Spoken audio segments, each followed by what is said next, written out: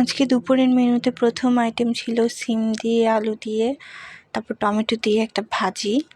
এই ভাজিটা গরম ভাতের সাথে খেতে খুবই মজা লাগছিল অ্যান্ড আমি একটু মরিচ চটকে নিয়েছিলাম। এটা দিয়ে খেতে খুবই ভালো লাগে, কেননা আমার ঝাল খুবই পছন্দ। অ্যান্ড এই ভাজি দিয়ে খাওয়া শেষ করার পরপরই সেকেন্ড আইটেমটা ছিল হচ্ছে মলাই মাছ দিয়ে টমেটো দিয়ে ঝাল ঝাল একটা চচ্চড়ি রান্না করেছিল আম্মু। যদিও আমার মলাই মাছ তেমন একটা পছন্দ না, তারপরেও খাই না বললে ভুল হবে। সব কিছু খেয়ে অভ্যাস করাটা খুবই ভালো, বিশেষ করে মেয়ে মানুষের। তো মলাই মাছ দিয়ে খাওয়ার পরপরই আম্মু হচ্ছে আমাকে রুই মাছের ভুনা দিয়ে দিল, যেটা একটু রসা রসা করে হালকা একটু ঝোল ঝোল করে করা হয়েছিল।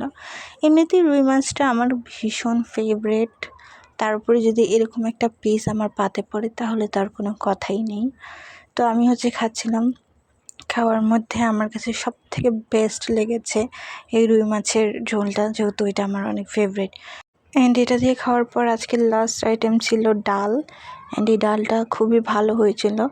যদিও আমাদের বাসায় তেমন একটা ডাল খাওয়া হয় না, তারপরেও মাঝে মাঝে মানে আব্বুর জন্য রেগুলার রান্না করতে হয়, তো ডাল দিয়ে খাওয়া শেষ করলাম। অ্যান্ড তারপর বিকালবেলা খেয়েছিলাম এই ভাপা পিঠা, তারপরে এই চকলেট বিস্কুট। আমার ভাই খাবে, তো সেখান থেকেও আমি কয়েকটা খেয়েছিলাম।